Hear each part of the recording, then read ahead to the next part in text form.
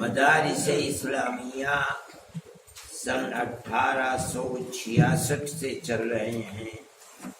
دارالعلوم دیوبند کی بنیاد 1866 میں رکھی گئی۔ جن لوگوں نے بنیاد رکھی تھی ان لوگوں نے یہ اصول بنایا تھا کہ ہم گورنمنٹ سے کوئی امداد نہیں لیں گے، مسلمان ان کو چندے سے چلائے گا۔ دوسری بات یہ ہے کہ جو انہوں نے اپنے نظریات اور سوچ وچار جو بنائے تھے وہ یہ تھے کہ مذہب سے اوپر اٹھ کر انسانیت کی بنیاد پر لوگوں کے ساتھ معاملات کیے جائیں گے۔ اسی لیے دارالعلوم دیوبند جب قائم ہوا اس کی رویداد بتاتی ہے کہ یہاں ہندو بھی داخلہ لیتے تھے اور پڑھتے تھے اور دارالعلوم دیوبند میں ان کو پڑھایا جاتا تھا۔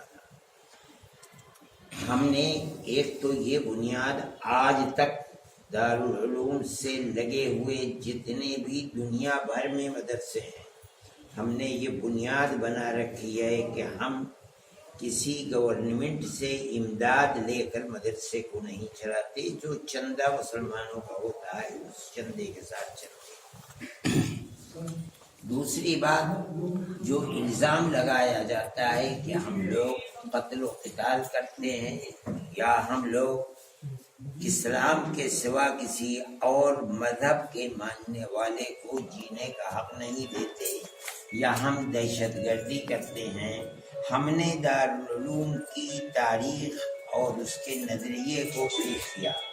ہمارا کام یہ نہیں ہے، ہمارے بچے نہ آگ لگاتے ہیں ٹرینوں کے اندر نہ بسوں کے اندر آگ لگاتے ہیں۔ ہمارے بچے ان تمام چیزوں سے دور رہ کر اگر انہیں احتجاج بھی کرنا ہوتا ہے تو اپنے غصے کو ظاہر کرتے ہیں۔ مرنا مارنا لڑنا لڑانا آگ لگانا یہ ہمارا کام نہیں ہے۔ تیسری چیز جو میں نے وہاں کہی ہے، ہمارا سیاست سے کوئی تعلق نہیں ہے، نہ ہم الیکشن خود لڑتے ہیں نہ ہم جماعتی اعتبار سے الیکشن لڑاتے ہیں، ہمارا اس سے کوئی تعلق نہیں۔ کسی بھی دنیا کی سیاست کے اندر آدمی دخیل ہو، ہمارے ساتھ اس کا ملنا، ہمارا اس سے ملنا، اس کام سے ملنا یہ دنیا میں چلتا ہے، یہی ہمارا کام تھا، اسی کو ہم نے کہا۔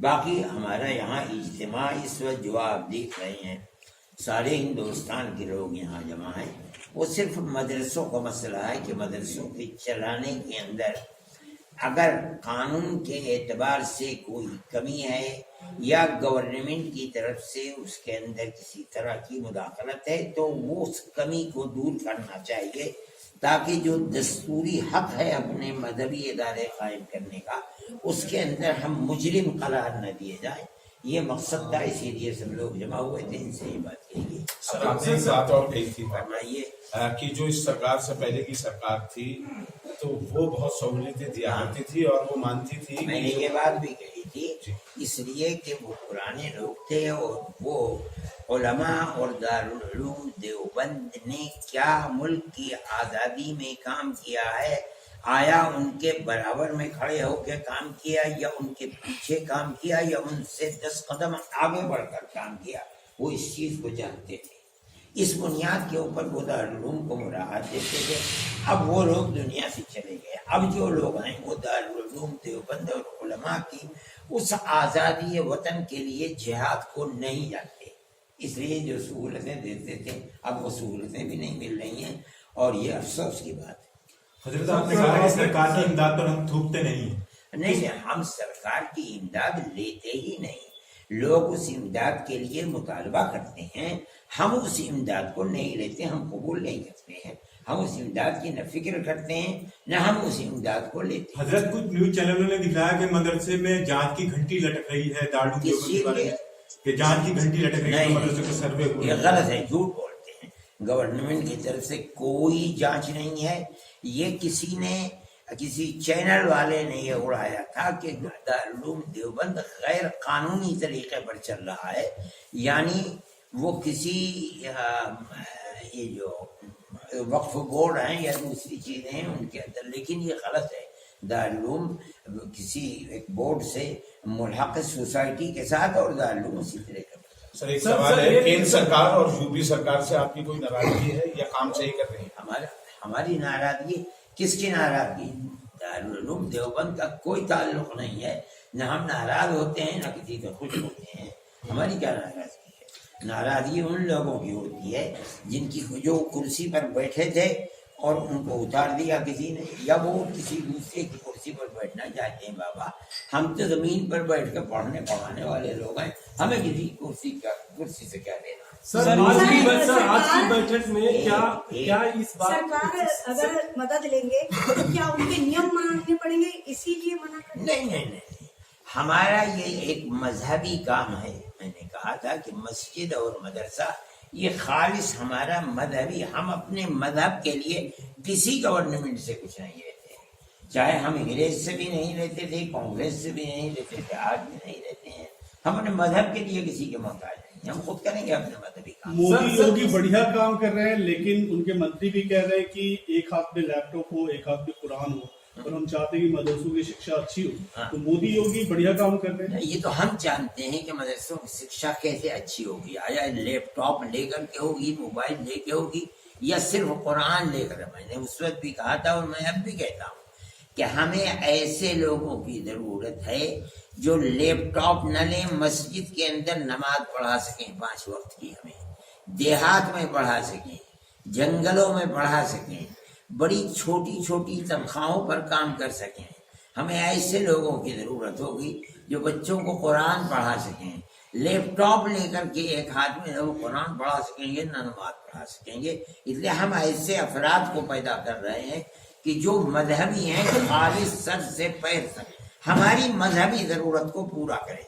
बाकी दूसरी जरूरतों के लिए यूनिवर्सिटियों में हमारे बच्चे पढ़ते हैं, कॉलेजों में पढ़ते हैं, और पढ़ते हैं बच्चे, हम भेजते हैं अपने बच्चों को पढ़ते हैं, हमें उससे क्या सरोकार लें। तो आज जो सम्मेलन हुआ, जो मदरसों का स्ट्रक्चर है देश में, जितने उलमाए दीन उलमा यहाँ जमा हुए, उस बात पर सहमति बनी कि मदरसों को और डेवलप करना है, या जो स्ट्रक्चर ऑलरेडी है? नहीं, हमारी सहमति इस बात पर बनी है कि अगर उसकी जमीन के अंदर कोई कमी है, मान लीजिए कि वो ग्राम पंचायत की जमीन के ऊपर है, या इसी तरीके के और कोई, उसको दुरुस्त करे, जो अपना हिसाब है उसको ऑडिट कराए, जो गवर्नमेंट का कानून है कि हर देने वाले का मुकम्मल वो पता जो उसके शनाख्ती कार्ड पर गवर्नमेंट ने लिख कर दिया है, उस पते का इंदिराज हो। हमने उन सबको ये कहा कि गवर्नमेंट के इस कानून का एहतराम करें और इसी तरह चंदा करें, इसके खिलाफ ना। सर इधर से सर, आज की बैठक में क्या मदरसों के किसी बोर्ड से एफिलिएशन की बात हुई? क्या इस पर हमारा एक नजरिया है कि हम किसी गवर्नमेंट के बोर्ड से इल्हाक करके गवर्नमेंट से कोई मदद नहीं लेना चाहते। हम नहीं करते हैं बोर्ड से इल्हाक। बोर्ड से इल्हाक जिन मदरसों का हुआ है, उन मदरसों की हैसियत खराब हो गई आसाम के अंदर, और जहां बोर्ड का बिहार में हुआ वहां बिहार में खत्म हो गए, यहाँ अगर होगा यहाँ भी मदरसे खत्म हो जाएंगे। इसलिए ये हम बिल्कुल सहमत है, आज से नहीं, मुल्क की आजादी से पहले से और आजादी के बाद भी हम किसी भी गवर्नमेंट से पैसा लेकर अपने मजहबी काम को नहीं। लेकिन सवाल है कि नियंत्रण में रखना चाहते हैं। आप उर्दू बोले, हिंदुस्तान में पैदा हुए हैं, आप कहीं ऊपर से नहीं उतरे हैं।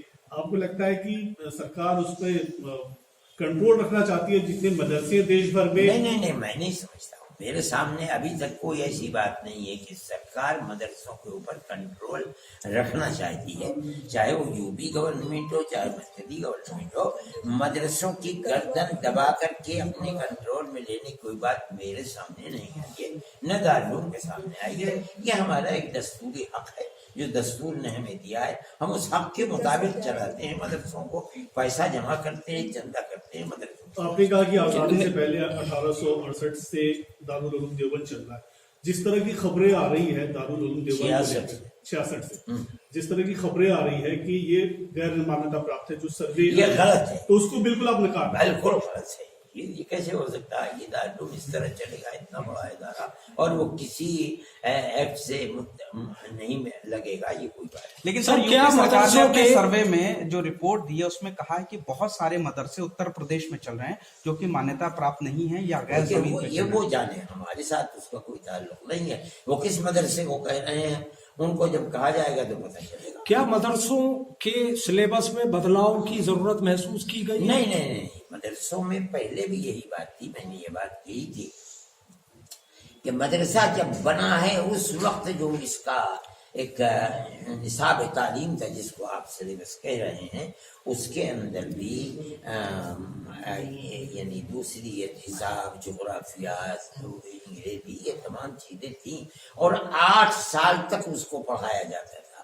اس کو پڑھانے کے بعد پھر 8 سال کا ہمارا مذہبی جو نصاب تعلیم کا سلیبس تھا اس کو پڑھایا جاتا تھا، لیکن بعد میں اس کے اندر فارسی بہت زیادہ تھی۔ فارسی کا چلن دن بدن کم سے کم تر ہوتا چلا گیا، اس کو چھوٹا کر دیا گیا، پہلے 8 سے 5 کیا گیا، پھر 5 سے 3 کر دیا گیا۔ یہ وہ چیزیں ہیں کہ جو کسی چیز کی کبھی ضرورت ہوتی ہے، کبھی کسی چیز کی ضرورت نہیں ہے۔ آج ہم یہ سمجھ رہے ہیں کہ جس طرح ہمارے 8 سالہ بالکل پہلے نصاب میں، اس کے بعد 5 سال کا جو نصاب یا سلیبس تھا آپ کہہ رہے ہیں، جن چیزیں ہیں ہم نے ان چیزوں کو پھر اچھی طریقے بدلا کر کے رکھنے کا ارادہ کیا ہے۔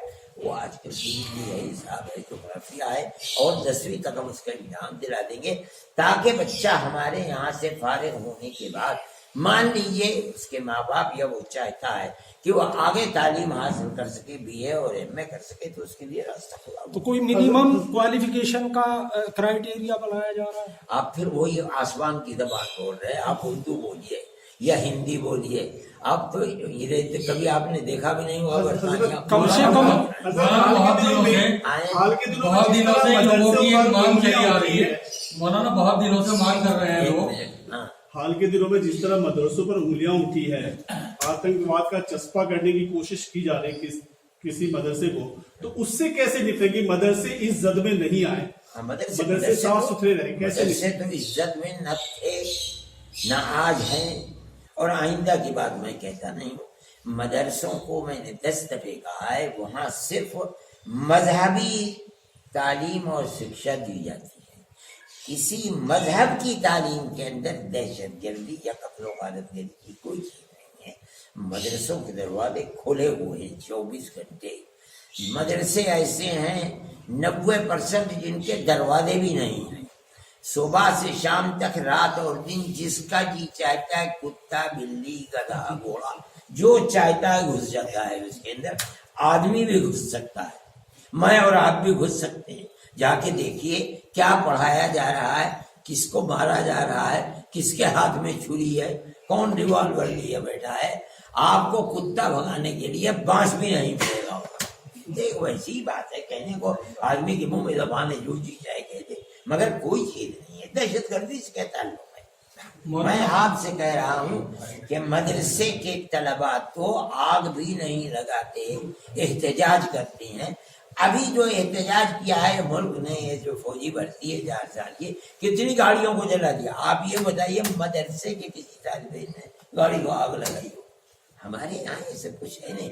کہنے کے لیے آدمی کے منہ میں زبان ہے، جو جی چاہے کہتے، مگر یہ کہنا ان کا یہ بتاتا ہے کہ انہیں کچھ زمین و آسمان کا پتہ نہیں، جو منہ میں آتا ہے وہ کہتے ہیں۔ میرا سوال یہ تھا کہ مدارس میں داخلے کے لیے کم سے کم قابلیت کی کیا حد طے کی گئی ہے؟ کوئی چیز نہیں، ایک حرف نہیں جانتا ہے آدمی، ABCD داخل ہو جائے، ہم اسے الف ب ت سکھلائیں گے، ABCD نے الف ب ت سکھلائیں گے، اور مرنے کے قریب ہو اور کہے میں پڑھنا چاہتا ہوں، کیا دھرم آ جائے، ہم اسے سینے سر پر بیٹھائیں گے، گلے لگائیں گے۔ یہ کیا چیز ہے؟ پڑھنے کی کوئی زندگی ہے؟ یہ تو وہ ہے کہ جو پڑھائی پیسہ کمانے کے لیے ہوتی ہے، وہی ملازمت نہیں ملے گی۔ ہماری پڑھائی ملازمت کے لیے نہیں ہے، ہماری پڑھائی اس لیے ہے کہ آدمی کو جس اللہ نے پیدا کیا ہے، بننے کے بعد زندگی وہ اس کے راستے پر چلائے، اور مر جائے تو کل کو اس کے سامنے کھڑے ہو کر کے صحیح اس کا حساب ہو، خراب حساب نہ ہو۔ इसलिए इसकी कोई उम्र नहीं है, कोई कैद नहीं। हजरत, आपको लगता है कि मोदी सरकार या योगी सरकार उत्तर प्रदेश में मदरसों के हक में कुछ आगे फैसला लेंगे, जिस तरह की बातें करेंगे, हम अच्छी एजुकेशन, क्वालिटी एजुकेशन देना मैं नहीं जानता हूँ आगे की बात, मैं कोई अल्लाह मियाँ थोड़ी हूँ कि कल की बात बता दूँ आज। लेकिन यूपी गवर्नमेंट ने सर्वे के मसले के अंदर अपने जिस चेहरे को हमें दिखलाया है वो खराब नहीं था। सर्वे हुआ, हमने जैसे कहा वैसे सर्वे हुआ। इधर मदरसों के दरवाजे तो खुले, आप किस चीज का सर्वे करना चाहते हैं?